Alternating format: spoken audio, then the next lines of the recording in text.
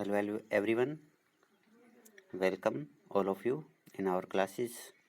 Today we are going to discuss group equilibrium and excess capacity. आज के इस video lecture के अंदर हम समूह संतुलन और जो समता आधिक्य है उसके बारे में डिस्कस करेंगे। तो आइए शुरू करते हैं।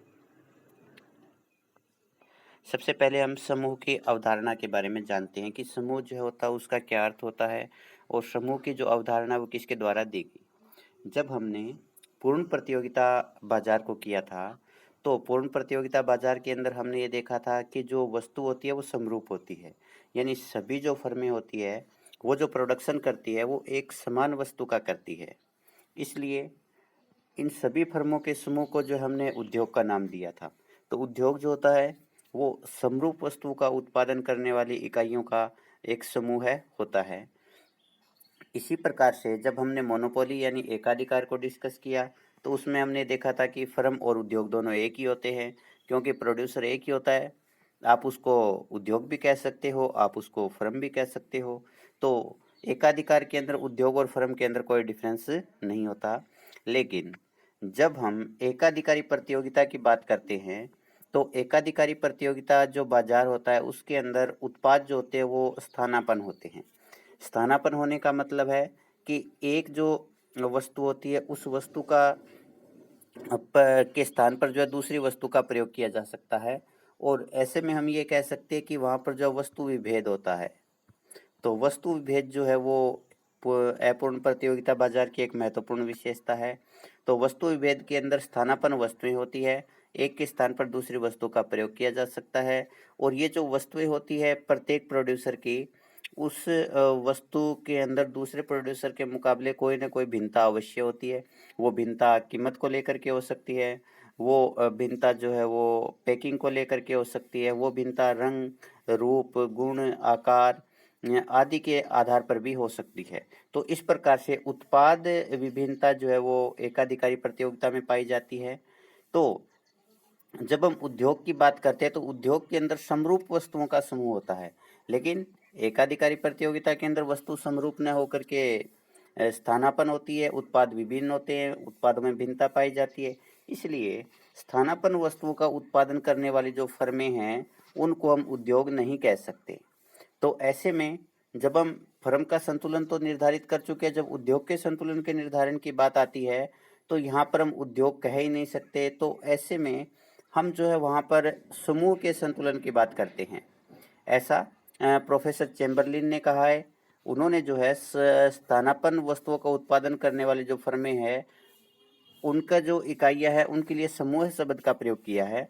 तो उन्होंने कहा कि इनको आप उद्योग तो नहीं कह सकते, लेकिन इसको जो है समूह का नाम दिया जा सकता है।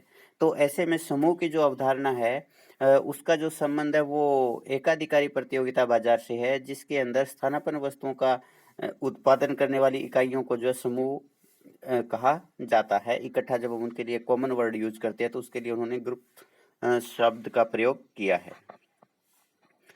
अब हम देखते हैं कि समूह का संतुलन जिस प्रकार से पूर्ण प्रतियोगिता बाजार के अंदर जब हमने उद्योग का संतुलन निकाला था तो हमने यही देखा था कि भी उद्योग के अंदर जो सभी फर्में जो होती है उनका जो है एक साथ संतुलन का निर्धारण किया जाता है। तो पूर्ण प्रतियोगिता बाजार में संतुलन जो होता है वो उद्योग का तो होता है, लेकिन जब हम बात करते हैं एकाधिकारी प्रतियोगिता की तो उसके अंदर जो है उद्योग नाम की कोई चीज नहीं होती। तो ऐसे में वहां पर उद्योग के स्थान पर जो समूह आ जाता है। इसलिए हम जो है समूह के संतुलन का अध्ययन जो वो एकाधिकारी प्रतियोगिता में करते हैं। इस प्रकार समूह संतुलन की अवधारणा जो है अपूर्ण प्रतियोगिता या एकाधिकारी प्रतियोगिता बाजार से संबंधित होती है।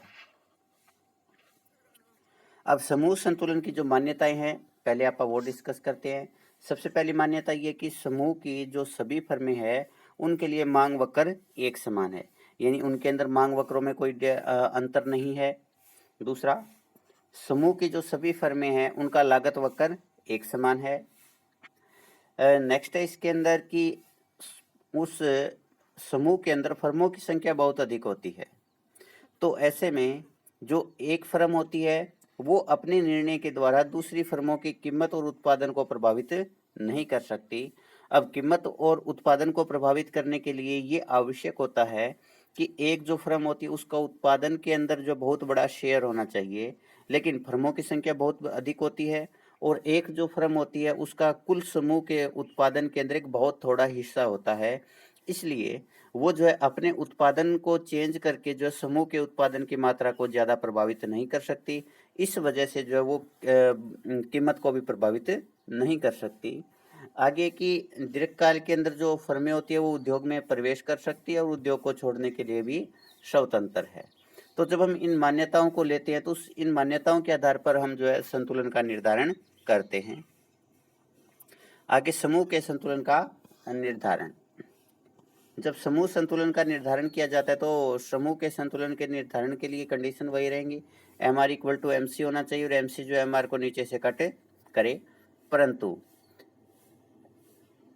हम एक ऐसी स्थिति के अंदर संतुलन के निर्धारण को देखते हैं जिसमें संतुलन के बिंदु के ऊपर शुरू के अंदर जो समूह में शामिल जो फर्में हैं उनको असामान्य लाभ मिल रहा है, यानी फर्में जो है सभी फर्में असामान्य लाभ प्राप्त कर रही है। अब जब असामान्य लाभ की स्थिति होती है तो उसके अंदर क्या होता है, S C is less than A R, यानी फर्मों की जो औसत आय है वो ज़्यादा और फर्मों की जो एवरेज कॉस्ट है वो कम है। तो फर्मों के लिए जो कीमत निर्धारित होती है वो उसकी लागत से ज़्यादा होती है। तो ऐसी अवस्था के अंदर फर्में जो है वो सुपर नॉर्मल प्रॉफिट प्राप्त करती है। तो जब एक जो उद्योग के अंदर समूह है उस समूह के अंदर जो फर्में हैं उन सभी फर्मों को जब सुपर नॉर्मल प्रॉफिट प्राप्त होता है तो उस लाभ से प्रेरित होकर के बाजार के अंदर नई फर्में प्रवेश करती है।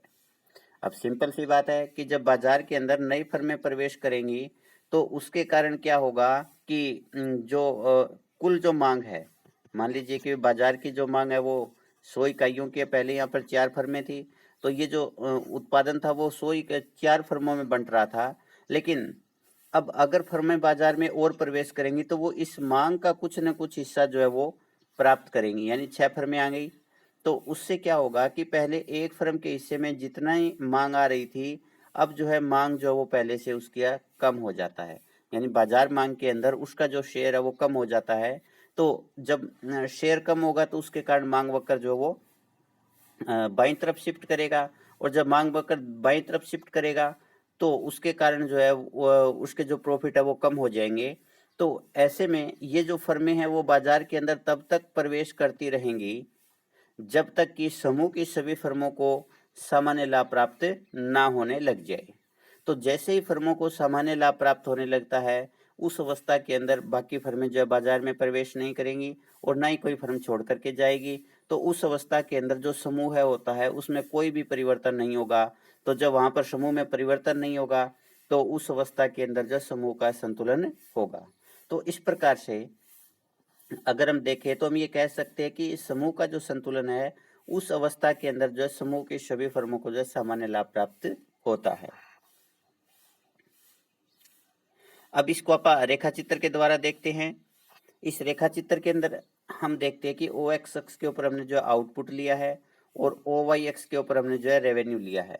अब प्रारंभ के अंदर जो ये डीडी मांग वक्र है और ये जो डीडी मांग वक्र है यहाँ पर हम देखते हैं कि भी ये हमारे पास में जो है कॉस्ट वक्र है, इसको आप जो है एवरेज कॉस्ट मान सकते हैं। और ये हम देख सकते हैं कि यहाँ पर जो है वो एम आर और एम सी के द्वारा जो है कीमत का निर्धारण किया गया था। इसको आप ऐसे देख सकते हैं कि ये जो कीमत है ये निर्धारित हो रही है। तो यहाँ पर जो है एम आर और एम सी ने जो कीमत का निर्धारण किया, जहाँ पर ये कोई समानता इनकी रही होगी, लेकिन यहाँ पर जो एम सी वक्र को दिखाया नहीं गया, केवल एवरेज कॉस्ट वक्र को दिखाया गया है।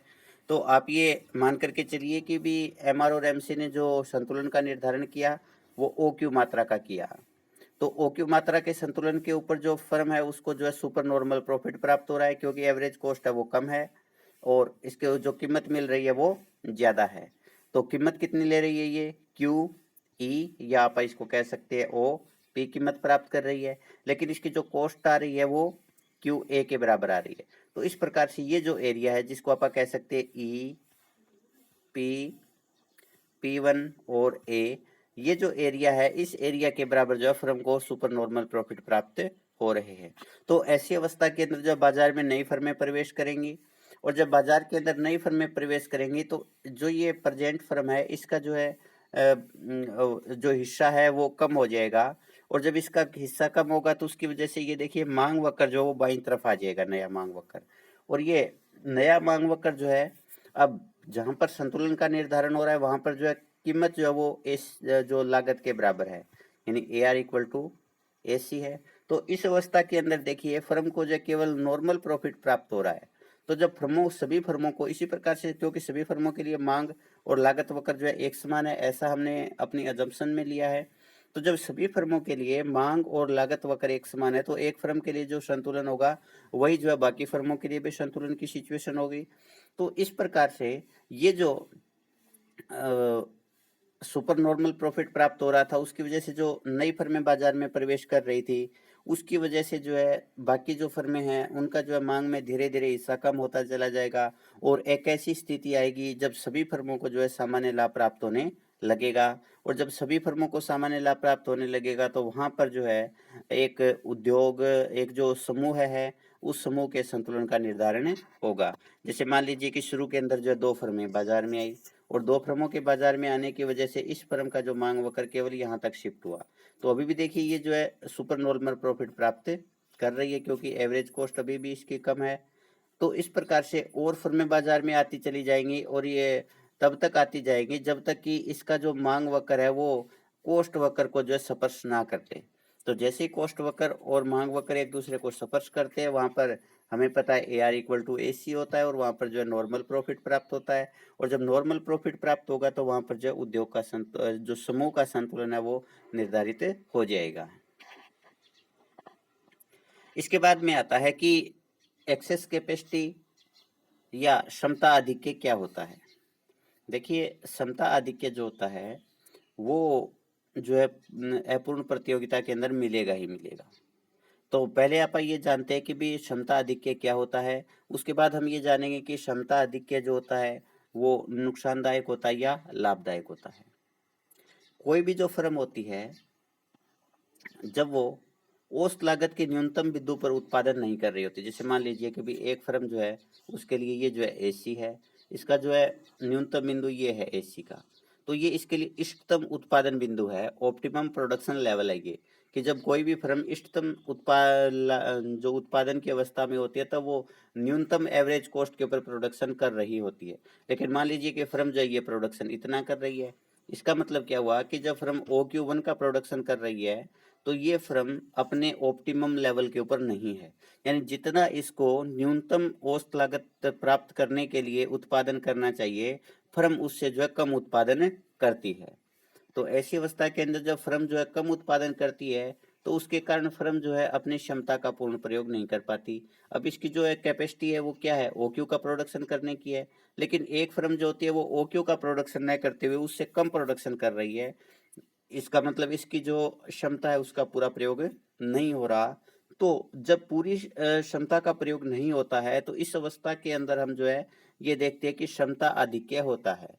तो क्षमता आधिक्य का मतलब एक ऐसी अवस्था होती है जिसके अंदर फर्म जो होती है उस स्तर तक उत्पादन नहीं करती जहां तक कि उसे न्यूनतम एसी प्राप्त होने लगे, बल्कि उत्पादन जो है न्यूनतम एसी से अधिक लागत के ऊपर करती है, यानी उत्पादन जो होता है वो न्यूनतम एसी के उत्पादन के स्तर से कम होता है। तो इस प्रकार से हम ये कह सकते हैं कि भी क्षमता आधिक्य की अवस्था के अंदर फर्म जो होती है अपनी उत्पादन क्षमता का पूरा प्रयोग करने में कामयाब नहीं होती। मेनफील्ड के अनुसार क्षमता आधिक्य दीर्घकालीन संतुलन की स्थिति में इष्टतम उत्पादन और वास्तविक उत्पादन का अंतर है। इष्टतम उत्पादन क्या होता है, ये न्यूनतम एसी है हमारे पास में। इष्टतम उत्पादन जो होता है न्यूनतम एसी का स्तर होता है। तो जब इष्टतम उत्पादन और वास्तविक उत्पादन में अंतर होता है कि इष्टतम उत्पादन तो ज्यादा है लेकिन वास्तव में फर्म जो है उससे कम उत्पादन कर रही है, तो इन दोनों के बीच का जो अंतर है उस अंतर के कारण जो है क्षमता आधिक्य पैदा होता है। तो इष्टतम उत्पादन वह उत्पादन होता है जिस पर दीर्घकालीन औसत लागत न्यूनतम होती है। तो जब एक फर्म अपने दीर्घकालीन औसत न्यूनतम लागत के ऊपर उत्पादन नहीं कर रही होती तो उस अवस्था के अंदर जो एक्सेस कैपेसिटी या क्षमता आधिक्य होता है। तो क्षमता आधिक्य जो है कैसे निकालते हैं आप, इष्टतम उत्पादन माइनस वास्तविक उत्पादन। तो इसके अंदर जो ऑप्टिमल जो प्रोडक्शन होता है वो तो ज़्यादा होता है, लेकिन उसकी वजह उसके मुकाबले जो रियल प्रोडक्शन होता है उसकी मात्रा जो है वो कम होती है। तो इन दोनों के बीच का जो डिफरेंस होता है वही जो है एक्सेस कैपेसिटी कहलाता है। अब आप इसको रेखा चित्र के द्वारा देखते हैं। ओ एक्स अक्ष के ऊपर जो है आउटपुट लिया गया है और ओ वाई के ऊपर जो है रेवेन्यू लिया गया है। और ये जो है एक एकाधिकारी जो प्रतियोगिता बाजार है उसके अंदर AR कर्व है और ये जो है MR कर्व है। अब यहाँ पर हम ये देखते हैं कि ये हमारे पास में जो है वो ये SMC की बजाय आप यहाँ पर जो है LMC लोगे, क्योंकि हम लॉन्ग रन की बात कर रहे हैं। तो यहाँ पर जो है लॉन्ग रन मार्जिनल कॉस्ट है और संतुलन का जो निर्धारण होता है वो ई बिंदु के ऊपर होता है और OQ जो है वो प्रोडक्शन होगा और कीमत जो है OP निर्धारित होती है। अब देखिए इसके अंदर जो हम LAC लेते हैं, आप यहाँ पर SAC के स्थान के ऊपर जो है LAC लेना। अब यहाँ पर आप देखिए इसका जो न्यूनतम जो AC है वो हमारे पास में ये है कि अगर एक फर्म जो है न्यूनतम AC के ऊपर प्रोडक्शन करेगी तो फर्म के लिए जो ये प्रोडक्शन होगा OQ1 का प्रोडक्शन करेगी। तो OQ1 क्या है, OQ1 जो है वो इष्टतम उत्पादन का स्तर है और OQ जो है वो वास्तविक उत्पादन का स्तर है। तो ऐसी अवस्था के अंदर एक फर्म जो होती है अपनी पूर्ण क्षमता का प्रयोग नहीं कर रही। पूर्ण क्षमता जो उसकी OQ1 का प्रोडक्शन करने की है, लेकिन फर्म जो है इससे कम प्रोडक्शन कर रही है, OQ का प्रोडक्शन कर रही है।